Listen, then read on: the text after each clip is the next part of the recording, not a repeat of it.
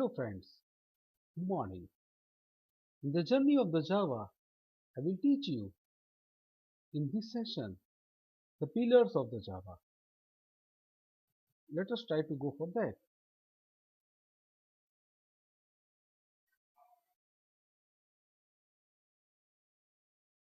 Actually, the pillars of the Java is also known as principles of the Java or the principles of the OOP. It's also known as the concepts of the OOP. This entire video has been divided in two parts. This is the first part. In this diagram, you can see that there are basically four pillars. If we will cut out any of the pillars, the entire building cannot sustain. This is also true for the Java.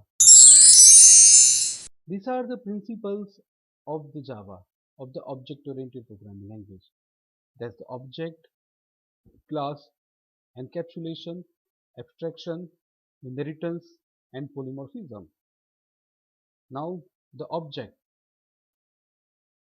Object is a real-world entity. Let us take a few examples of that. We have the pen is the object, the car, your purse, bell, ball, Java cup, and the TV screen. Whatever you can see in the world, that is a form of the object. Even the chair you are sitting, that is also one object. Your laptop is also one object. Let us take more examples. In this picture, how many objects are there? There are 6 objects. Unique property of the object. In this picture, you can find there are 2 balls. Both the ball belongs to the same company, same price, same color combination, and same size. Everything is same. Can we say that this both the object belongs to the same one or that both the objects are same?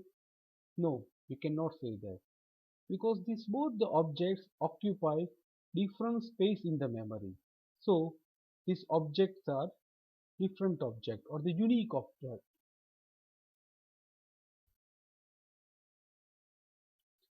How many objects are there in this picture? There are basically 9 objects. Now, to understand the objects more clearly, what you require to do is you require to identify the objects in this video.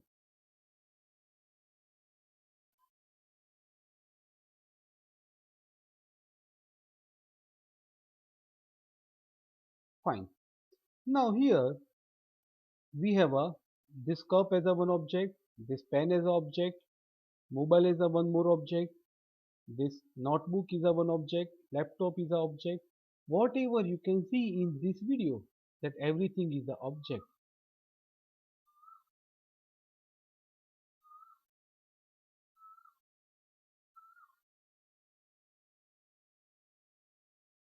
Now, the next concept is a class.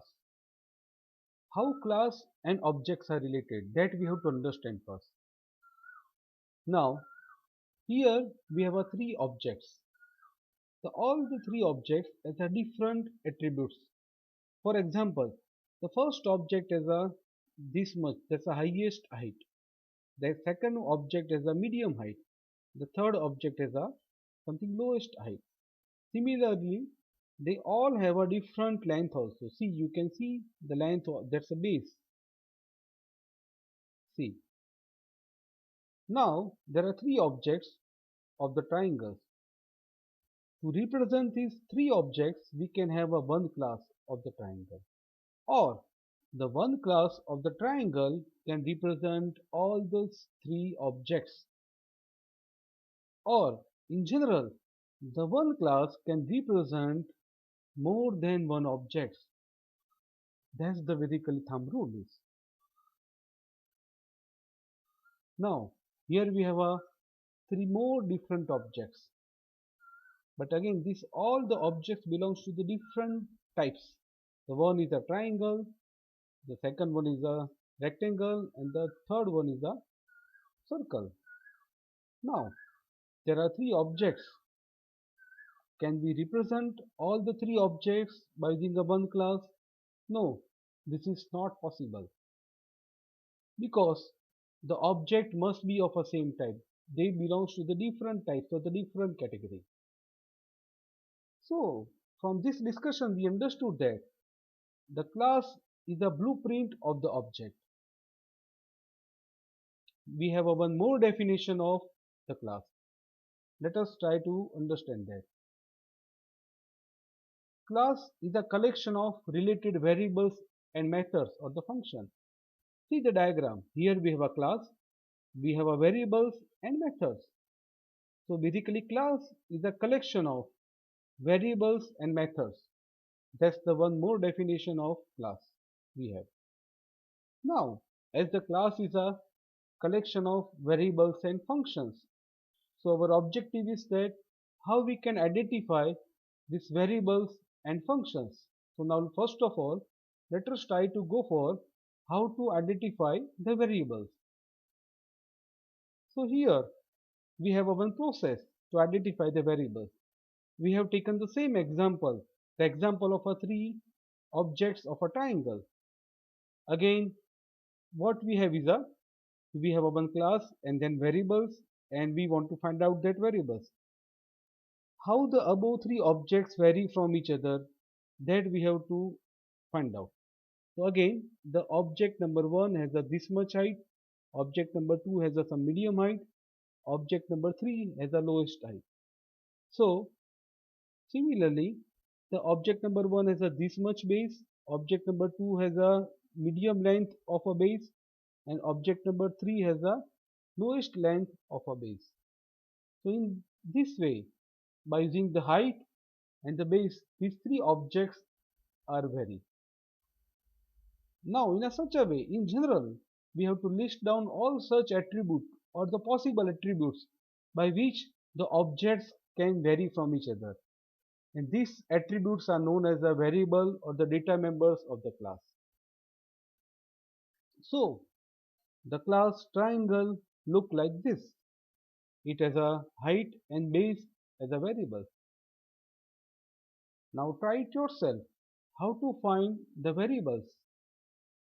For the case of the bank account, list the variables of the class. So these are the variables of a class account. Now, how to find the methods of a class? We have already find the variables.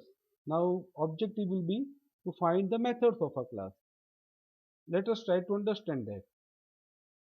The methods, which functionalities objects should have, that we have to identify. For example, these three objects should have the calculate area, calculate circumferences, functionalities. In general, we have to list down all such functionalities, and these functionalities is known as the members or the methods of the class.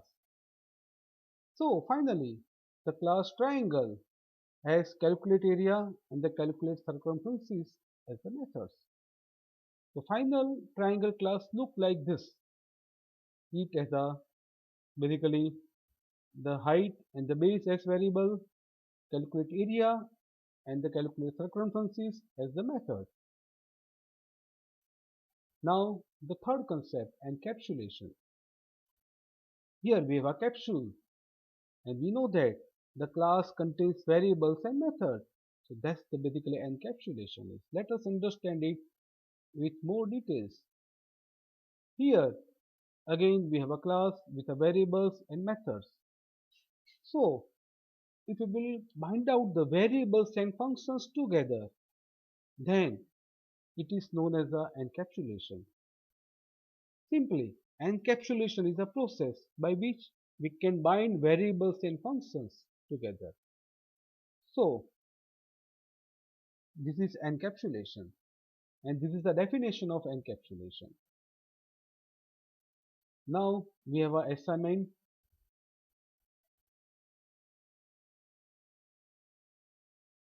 In this session, we have covered the object, class, and encapsulation. This is the communication details